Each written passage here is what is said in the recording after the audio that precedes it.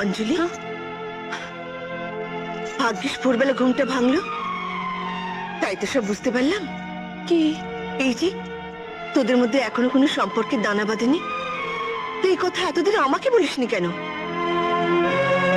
বুঝেছি, কাঁদিস না, কাঁদিস না বোন। স্বামীদের মন পেতে গেলে স্ত্রীদের অনেক দুঃখ কষ্ট সহ্য করতে হয়। আমি তোকে শিখিয়ে দেবো কি করতে হবে। শোন,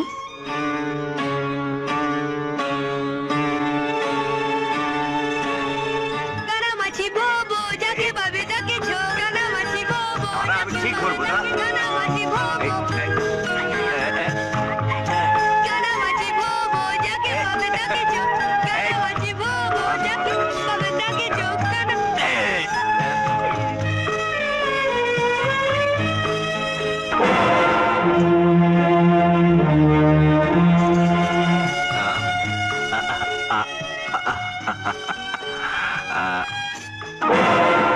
কখন থেকে বলছি তুই খা, খাওয়া খেতে পারবো না, খা খা।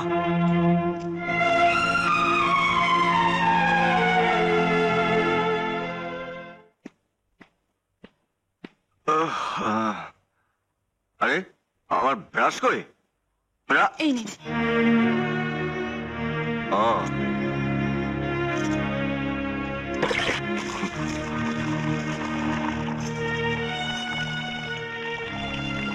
করে কি দেখছো?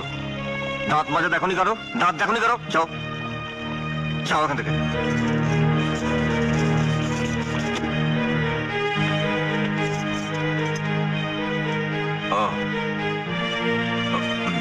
শুনুন, এই জামাটা পরে নিন। তুমি আমার আলমারিতে হাত দিয়েছ?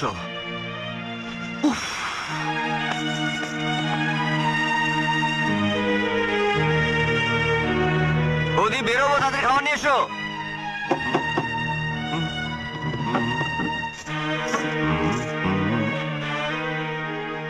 কি তুমি খাবার নিয়ে গেলে? বৌদি কোথায়?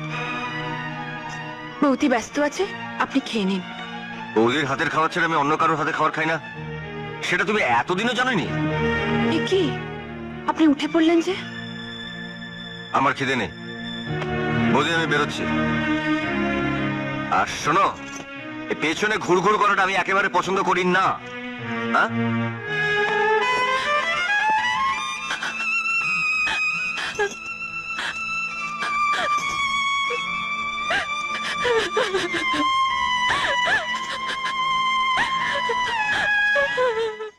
ঠিক আছে, অনেকক্ষণ কথাবার্তা হলো, এবার আমি চলি। সে কি, এই ভর দুপুরে চলে যাবেন? আমার বাড়িতে চারটি খেয়ে গেলে হয় না? না মানে আসলে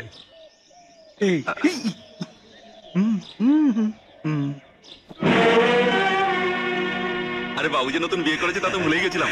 চল চল, বাবু এখন খেতে যাবে। চল চল চলো দিকে। তোমাকে এখানে আসতে কে বলেছে? দেখুন, আপনাকে খাওয়াবো বলে আমি নিজের হাতে রেঁধে এতটা পথ হেঁটে এসেছি। আমার খিদে নেই। রাগ করবেন না, বৌদি বলেছেন সময় মতো না খেলে আপনার শরীর খারাপ হবে।